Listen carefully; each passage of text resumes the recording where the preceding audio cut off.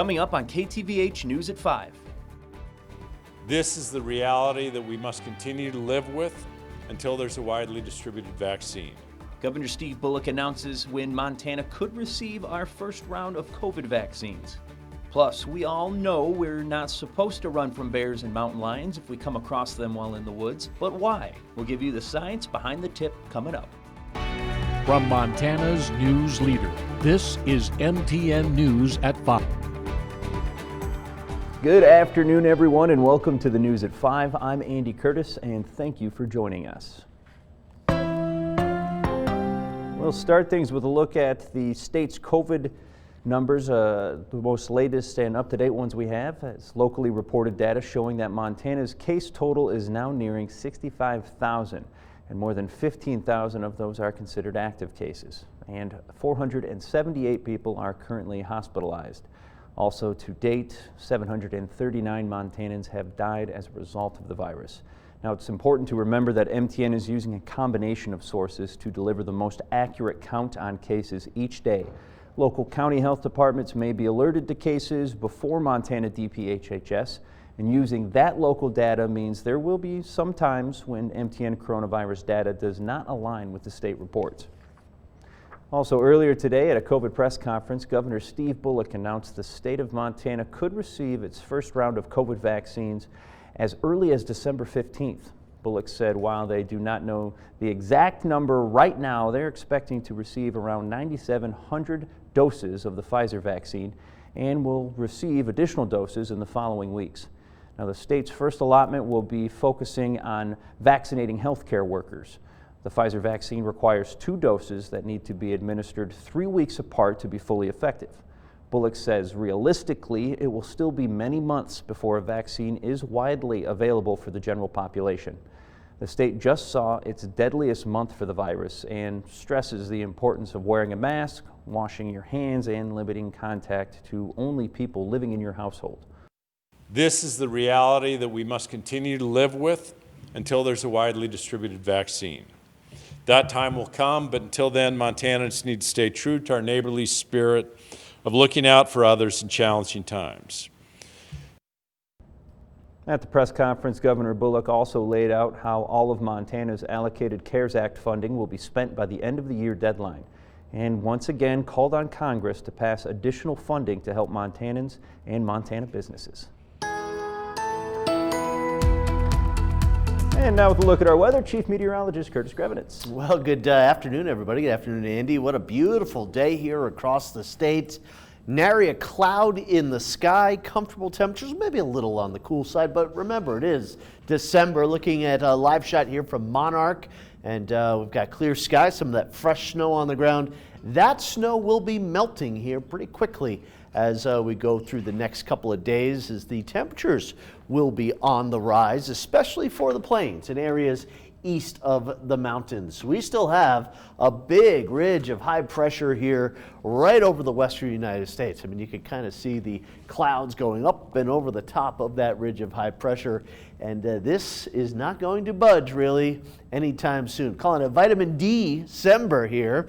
With more sunshine in the forecast and introduction to inversions. Already starting to see that happen, and we are a week plus, maybe, away from seeing our next snow. More of the forecast coming up.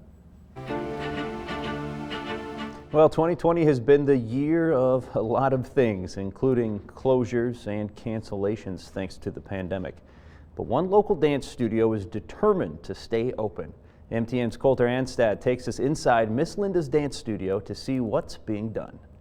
So this will be one of our sets for filming again. Miss Linda's dance studio has been around for nearly a half century, but the past few months have been unlike anything owner Linda Fuller and her daughter and business manager Shannon Hudson have experienced. It's been a challenge, but it's been exciting actually.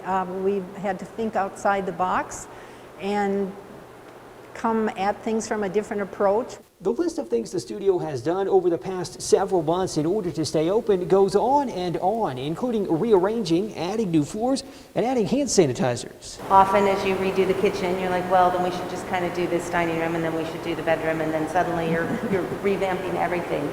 which was great. It gave it a new look. It gave us the ability to keep it cleaner more easily, and that was a clear priority with the new circumstances. The teaching has also changed. The students are coming in with different needs.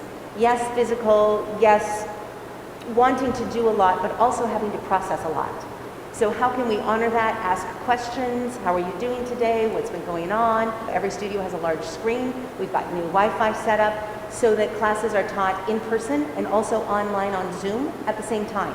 Through it all, the kids the studio serves have been the biggest motivation. For some of them, this is their second home. Also, they need the physical activity and the mental activity that's involved with dance. A good time in a time that may seem anything but. In Great Falls, Colter Anstadt, MTN News. The studio has also hired a videographer to record the kids' holiday dance performances in studio so they can be shown on the studio's YouTube channel, since the annual in-person holiday performance can't happen this year. And December is the time of giving, and one local restaurant is doing their part to give back to the community. Borey's Supper Club in Black Eagle started their first fundraising event for the month of December today. 10% of all sales received today, dine-in and carry-out, will be donated to Special Olympics Montana.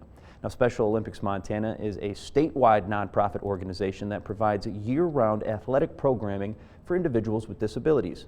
Borey's Supper Club will be participating in weekly fundraising events every Wednesday in the month of December, each week benefiting a different organization.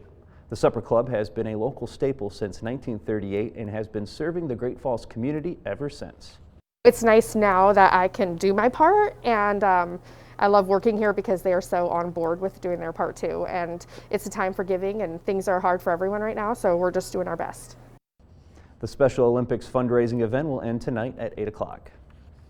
And taking a walk on the wild side now, we have all heard that we're not supposed to run away from a predator if we happen to stumble upon them while having some fun outdoors. But why exactly is that? MTN's wildlife correspondent Tanner Saul tells us this potentially life-saving information. Living in Montana, we are surrounded by large predators. Although encounters are rare, they still can occur. To reduce potential encounters, we are told not to recreate during dawn and dusk when these predators are most active. And in the unlikely occurrence we encounter them, one of the #1 rules is to not turn your back and run. According to biologists, this is because when people are moving fast, they can simulate the appearance of a prey item. If you run, you can trigger a hunting instinct in the animal you're trying to get away from. In all predators, the prey drive usually follows an inevitable sequence: search, stalk, chase, bite, and so on. To demonstrate this, my handsome assistant here, Bug, is gonna help. Notice the difference in his behavior in these two scenarios. He is seemingly uninterested in the ball as it slowly moves across its path. Now, if we increase this ball's speed, he perks up and chases the ball, showing where these instincts are triggered. Levels of prey drive can vary depending on animal species, but it's always safer to be cautious. In Missoula, Tanner Saul, MTN News. Well, when we come back, Chief Meteorologist Curtis Grebenitz will have a complete check of your forecast. And later, volunteering isn't for the birds. We'll tell you how you can help gather scientific information on our fine feathered friends. That's coming up next. Storm Tracker weather starts now with Chief Meteorologist Curtis Grebenitz.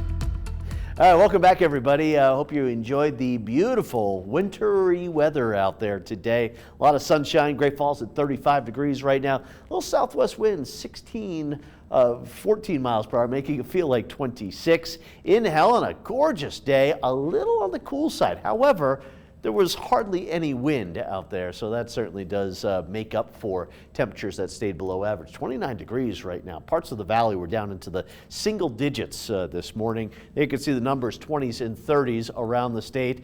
It's Great Falls, Havre, Cut Bank, and off the Rocky Mountain front.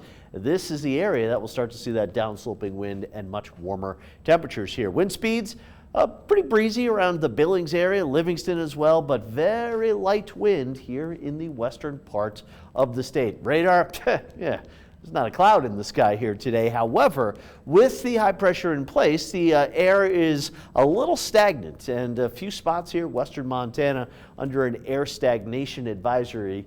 This going until next Tuesday. Yeah, that's a long time of some stagnant air, and virtually almost the entire state of Idaho is under an air stagnation alert. Same goes with eastern Washington here, central and eastern Washington, east of the Cascades, and then away from the mountains into Oregon as well. Big area of high pressure dominating the west. That little system that brought a few inches of snow to north central and central Montana here, that is this storm right here, and that's going to become a pretty good doozy as it moves up the east coast in just a few days. But keep your eyes peeled on that high pressure. Make sure it doesn't go anywhere. It's not going to.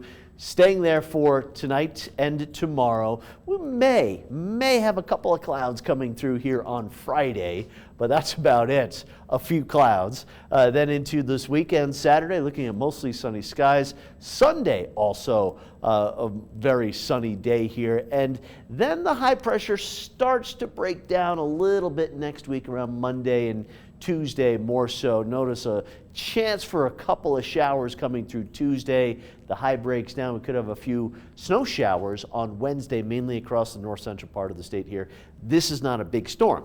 What this is doing is indicating that the high pressure is breaking down, and we could see maybe a little better chance of some snow towards the end of next week and next weekend.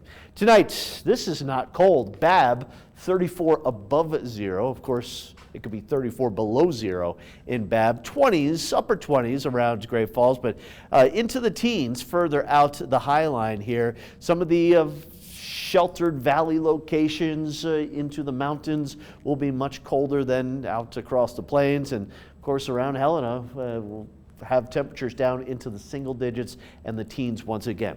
The air is becoming inverted, and that cold air will again settle into the valley locations. Here's the forecast for tomorrow. We'll be in the 40s and the 50s, so a bit warmer out there. Equally as sunny here. You can see that sunshine. There may be some areas of fog early tomorrow morning up here on parts of the High Line, but how about that? Lewistown, again, some of that snow around Lewistown and Monarch that fell the other day will be melting. And Helena, I'm thinking a little cooler than that here because of, again, the inversion. So probably staying in the 30s in the Helena Valley for tomorrow and also for Friday. Saturday and Sunday right near 40. Same goes for Monday, still remarkably consistent. And then we've got some warmer air as the wind mixes out the inversions towards Tuesday and Wednesday next week. Doesn't look like much precipitation around Helena. And for Great Falls, we'll be in the upper 40s to the 50s here over the next few days. Yeah, the wind will pick up here a bit. And then heading into Tuesday afternoon, a few showers are possible. Could mix with a couple of snow showers by Wednesday morning. Now, we've all struggled through the pandemic communicating over shaky Zoom calls or asking someone to repeat what they've said through their mask. But for people who are hard of hearing or deaf, communication is even tougher. Amanda Brandeis shows us how some technology developers are seeing this as a challenge to take on. One of the places I use it the most is at the pharmacy. Michael Conley doesn't leave his house without his notepad. The person will write down what I need to know. Born deaf, he communicates by reading lips. Others rely on facial expressions, both of which are often hidden behind a mask now. As a deaf person, I think I've been isolated a lot anyway, and this just adds to it. And after losing his job, Conley faced other communication challenges at home. So many of us have been working from home, we've lost our jobs, or something has happened, and we now have to make phone calls that we didn't have to before. But the tech world is helping improve accessibility, with companies like Zoom and Google enabling live captioning for video calls, transcribing conversations within seconds. Conley's also relied on an app that provides real-time captioning for phone calls. You have a prescription ready for pickup right now. With InnoCaption, calls are captioned by either a stenographer or automated speech recognition software. Yes, really changes everything. Before, I used to dread making phone calls. Now, it's just not a problem. It's just freed me up completely. Users are also finding ways to use the app for in-person interactions during the pandemic, like in a healthcare setting where clear communication is key and masks can't be removed. It's very intuitive. Everything is converted into text in real time. Funded by the Federal Communications Commission, the app is available at no cost for the deaf and hard of hearing. It has just changed my life. Conley says in-person communication would be easier if people wore a clear mask, but right now that's not happening much, making the innovations in his hand that much more of a lifeline. In San Diego, I'm Amanda Brandeis reporting. And if you live in or around Great Falls, the Upper Missouri Breaks Audubon Society could use your help with the annual Christmas bird count later this month. Now, because of the pandemic, the society isn't going to be caravanning people around to count the birds. That means people are needed to go out and count on their own. Now, count day is December 19th, and if you keep track of what types of birds and how many of each you see in the society's count area on the 19th, and then report that information to the society, they would greatly appreciate it. It's a citizen science project that's been going on since 1900. Over that period of time, you can take and look and say, we've lost 90% of our population of this kind of bird or that kind of bird, and then you can start saying why, what's going on. For a map of the count area or to find out how to report birds, check out this story on our website.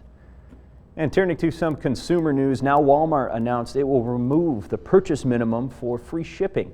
This applies to online orders for Walmart's membership program. The company previously required Walmart Plus members to make a $35 purchase to qualify for free shipping. Dropping this requirement allows Walmart to better compete with Amazon Prime during the holiday shopping season. Grocery orders, though, still require a minimum purchase. And if you want to take advantage of Target's annual gift card sale, you need to know about a few changes this year. Participants in the gift card sale must be a member of Target's loyalty program to get the 10% discount. And this year's sale will last 2 days instead of just one. The store gift cards can be bought Saturday and Sunday in-store and online. Another change for this year is the maximum discount increased from $30 to $50. The deal is only for Target gift cards, and the discount can only be used for one transaction. And coming up next on the News at 5, it's College Signing Day. We'll tell you where our high school athletes are taking their talents. Montana's news leader. You're watching MTN News at 5. Welcome back, everybody. Thanks for joining us tonight. Well, winter sports practice begins Monday at the high school level, but before athletes get back on the court, a few of them signed letters of intent to play at the next level. MTN's Tom Wiley has more from Great Falls High. The COVID-19 pandemic has thrown a lot of the sports world into turmoil, but it didn't stop a handful of athletes at Great Falls High from putting pen to paper and realizing their dream of playing the game they love in college. Two seniors made it official Wednesday afternoon. Gavin Grishel signed to play soccer at Concordia College in Minnesota. Minnesota really stood out to me because it's where my family's from, and I don't know, I just like the environment in Minnesota. The people are cool. And then so I started getting in touch with the coach from Concordia and called him a couple times, went and visited the campus and talked to him in person there. And then he gave me an offer, and so I sat on it for a couple of months and decided if that's what I wanted to do, and it just seemed like a perfect fit, so I took it. And Trenton Olson will stay in Great Falls, where he will play golf for the University of Providence Argos. You know, it's amazing. I've been looking forward to this since the start of my senior year. I know a lot of the guys at the UP golf team. I think it's just going to be really fun. We're going to have such good chemistry next year. Both were excited to sign with each other in front of family and friends. We grew up together, went to middle school, went to high school. We've just been really close friends, go to lunch every day. We just hang out a lot. Oh yeah, I owe everything to Great Falls High. The teachers and faculty here are great at just developing kids into becoming successful members of society. It caps off a busy month for Bison athletes. Morgan Sunchild will play softball at Bellevue College. Macy McElhenney signed on to play soccer at MSU Billings, and Peyton Gonzer will continue his football career at Montana Tech. Congrats to all athletes signing letters of intent, proving that though things are bleak, the future is bright. Tom Wiley, MTN Sports. And we'll be right back after this. Remarkable story of the baby born from a 27-year-old frozen embryo and what it means for infertile couples. Also, the new rules for flying with our furry friends and helpers. We'll tell you more on NBC Nightly News. From Montana's news leader, you're watching MTN News at 5. Welcome back, everybody. Wrapping things up tonight with some space news. China's spacecraft landed on the lunar surface to grab samples from the moon. The craft will spend a day gathering soil and rock samples from a previously unexplored area of the lunar surface. If successful, China will become only the third country to collect samples from the moon, along with the United States and the former Soviet Union. The goal is to study the samples to determine the physical makeup of that part of the moon. Have a great night. We'll see you back here at 6.